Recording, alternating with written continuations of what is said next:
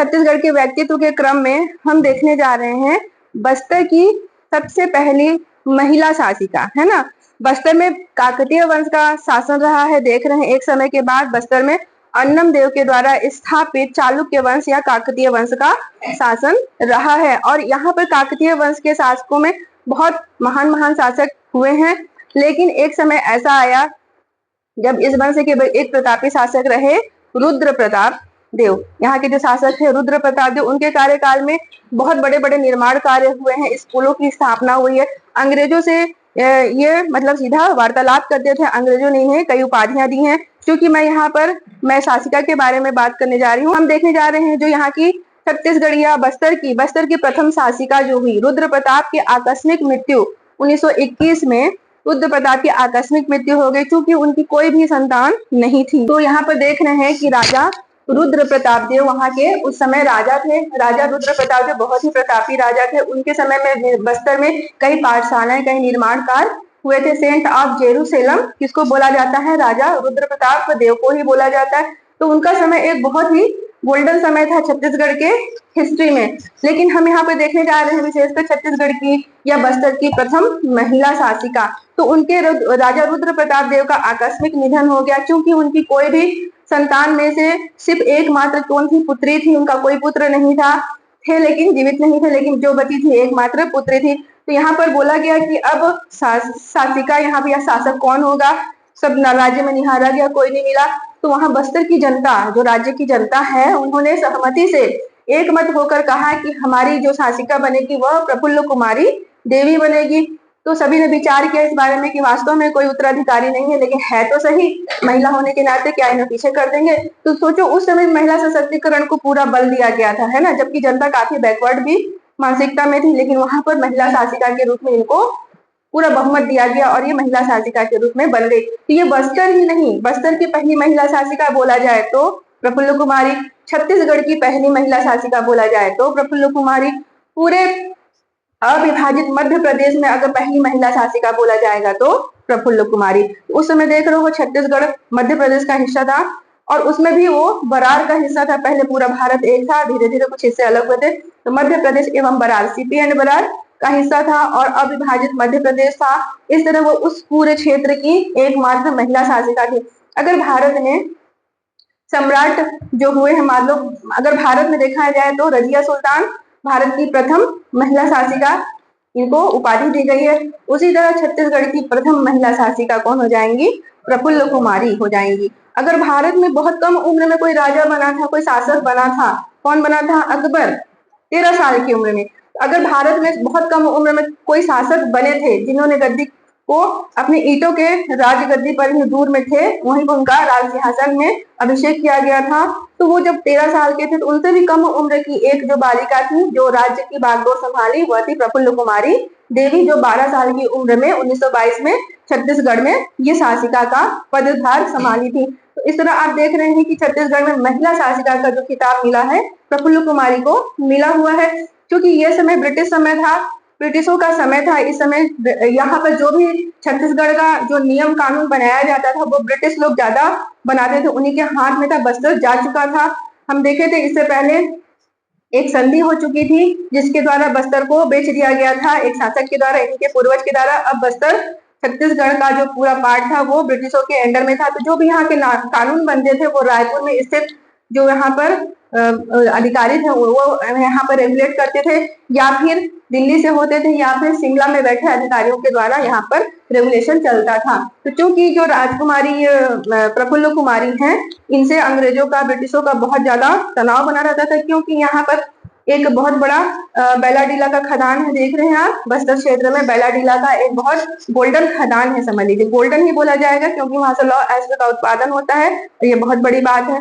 तो ये चीज को जो बैलाडीला का खान है, ये अंग्रेज ब्रिटिश चाहते थे इसको हैदराबाद के निजाम को बेच दे। तो इसमें महारानी क्या थी? एकदम एग्री नहीं थी, जिसके चलते हमेशा विवाद रहता था।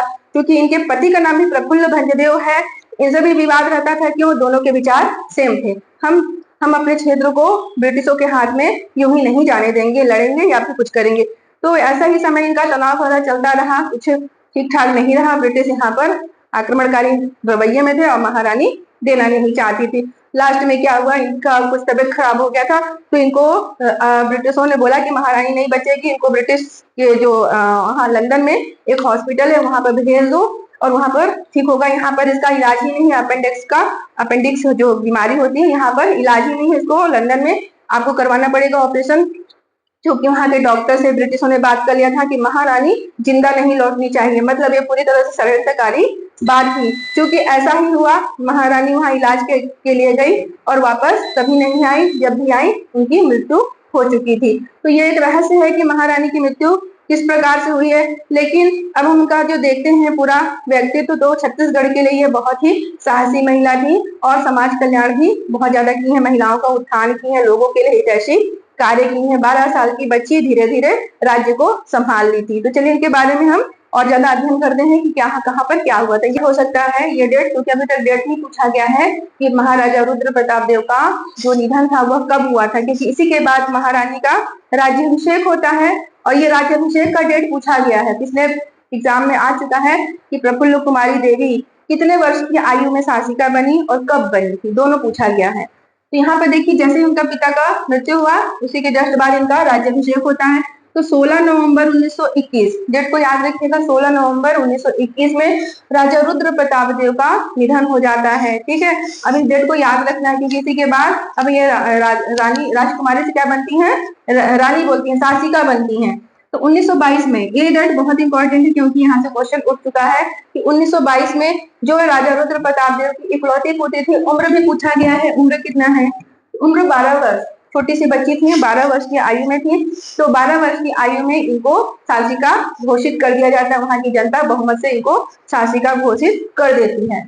ये पार्ट को अच्छे से जानेगा, आपको छत्तीसगढ़ के इतिहास का ही पार्ट है ना। ये छत्तीसगढ़ के इतिहास में आपको थोड़ा थोड़ा पढ़ने को वहां पर देखना पड़ेगा, क्रम से राजाओं का क्रम देखना पड़ेगा, इसके बाद राजा कौन बना, इसके बाद राजा कौन बना, उनके बारे में खास बातें जानने को मिलेगी। क्योंकि व्यक्तित्व है और छत्तीसगढ़ की प्रथम महिला शासिका है, इसलिए इनके बारे में जानना काफी जरूरी है क्योंकि प्रश्न यहाँ से उठ रहे हैं। अब देखिए यहाँ पे इतिहासकार है राजीव रंजन, अथेंटिक हो गया यहाँ पे क्योंकि इतिहासकार ने ये लाइन कहा है कि ब्रिटिश शासन के दौरान ऐसे समय में प्रफुल्ल कुमारी बस्तर की सत्ता में आई। ये वचन उन्होंने कहा था, कौन इतिहासकार बोले थे, राजीव रंजन। उन्होंने यह लाइन कह दिया था कि ब्रिटिश सत्ता के दौरान यहाँ पर जो शासिका बनी थी वो बस्तर में प्रफुल्ल कुमारी बनी थी। अब यहाँ पर देख लो, ब्रिटिशों का समय था, मैंने बता दिया कि कैसा तनाव भरा समय था। यहाँ के बस्तर के जमीन पर वो कब्जा करके रखना चाहते थे। बस्तर का जो पेड़ था, साल बनों का वृक्ष था, सबकी कटाई वो करना चाहते थे हर चीजों में, क्योंकि संपन्न है बस्तर, पूरी तरह से संपन्न है। वहां की भूमि का गर्भ भी संपन्न है, वहां पर बस्तर का लौह अयस्क पूरे विश्व में विख्यात है। देख लो नंबर 1 पे चल रहा है, एशिया में प्रथम, विश्व में प्रथम। तो उस खान को ये हैदराबाद के निजाम को बेच देना चाहते थे ताकि उनको भारी रकम इससे मिलता है, ऐश भी जा रहा है, भूमि का पैसा भी मिल रहा है। तो बहुत कुछ अंग्रेज ब्रिटिश यहाँ पर करना चाहते थे, लेकिन महारानी थी उसके विरोध में थी और यहाँ पर यही विरोध का समय चलता रहा। ये ब्रिटिशों का बलि बन गई कुल मिलाकर। अब इनका देखिए विवाह होता है, दोनों का नाम सेम है, प्रफुल्ल कुमारी इनका है तो प्रफुल्ल उनका भी नाम है। ठीक है, इनके जिनका विवाह हुआ है वो महाराज मयूरभंज के भतीजे हैं, उनका नाम है प्रफुल्ल चंद्र भंजदेव। दोनों का नाम प्रफुल्ल है, याद रखिएगा, दोनों का नाम प्रफुल्ल है, उनका नाम प्रफुल्ल चंद्र भंजदेव है, इनका नाम है प्रफुल्ल कुमारी देवी। ठीक है, अब इनका जो देख लेते हैं, जो ये प्रफुल्ल चंद्र भंजदेव है, इनका जन्म थोड़ा सा देख लेते हैं, कभी न कभी पूछ दिया जाए, क्योंकि ये शासक यही थे अगले, इनके पति ही शासक एक प्रकार से रहे हैं, दोनों मिलकर शासन यहाँ चलाए हैं। तो इनका जन्म 1908 में हुआ है और उड़ीसा के मयूरभंज में हुआ है, वहीं के ये शासक थे, मयूरभंज शासक हैं, उनके भतीजे थे, उन्हीं से इनका विवाह हुआ है।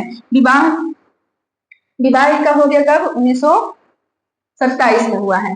देख लो 1921 में पिता की मृत्यु हुई, 1922 में शासिका बनी, 1927 में इनका विवाह हुआ, प्रफुल्ल भंजदेव के साथ इनका विवाह हुआ। अब यहाँ पर देखिए आता है कि 1 अप्रैल 1933, यह डेट आपके लिए इंपॉर्टेंट हो सकता है आगामी एग्जाम के लिए, अभी तक नहीं पूछा गया है कि इनको महारानी का खिताब कब दिया गया, क्योंकि महारानी अभी इनको नहीं माना जा रहा था ब्रिटिशों के द्वारा।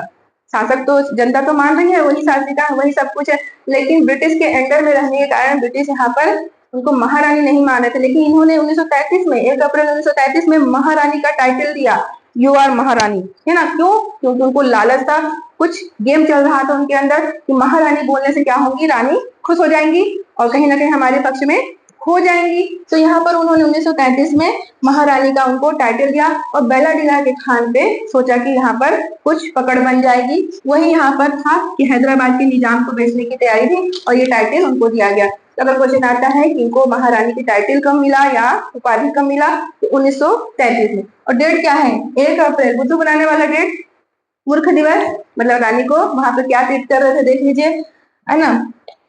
इन्हीं का जो समय था, इन्हीं के कार्यकाल में जो रानी जो प्रफुल्ल कुमारी है देवी हैं, उनके कार्यकाल में बस्तर का मेथोडिस्ट चर्च की स्थापना हुई है। ये चर्च को ध्यान रखेंगे कि 1933 में हुआ है और इन्हीं के कार्यकाल में स्थापना हुई है। इन्हीं के कार्यकाल में महारानी अस्पताल, आज जो बस्तर का जो जगदलपुर है उसका मुख्यालय, वहां पर महारानी के नाम से ही एक अस्पताल का निर्माण कर दिया गया था। नाम था पूरा महारानी अस्पताल जगदलपुर। ये 1935 में इन्हीं के शासनकाल में बनाया गया है। आ जाओ, 1935 में महारानी अस्पताल जगदलपुर का निर्माण कार्य हुआ है। अब इनका निधन देख लीजिए कब हुआ है। यह अभी तक क्वेश्चन में नहीं आया है कि निधन का वर्ष पूछा है, अभी तक नहीं गया है, पर ये इम्पोर्टेंट है क्योंकि इनका सारा पार्ट इम्पोर्टेंट हो जाता है। तो 26 फरवरी, 26 जनवरी नहीं, 26 फरवरी 1936, भारत में भी बहुत कुछ 1936 में हुआ है, तो मैचिंग कर लेंगे कैसे याद करना है। 26 फरवरी 1936 में इनके पेट में दर्द हुआ था। पेट में दर्द होने के कारण अंग्रेजों ने कहा कि यहाँ पर तो इलाज नहीं है, लंदन में इलाज है, इसके डॉक्टर वहीं मिलेंगे।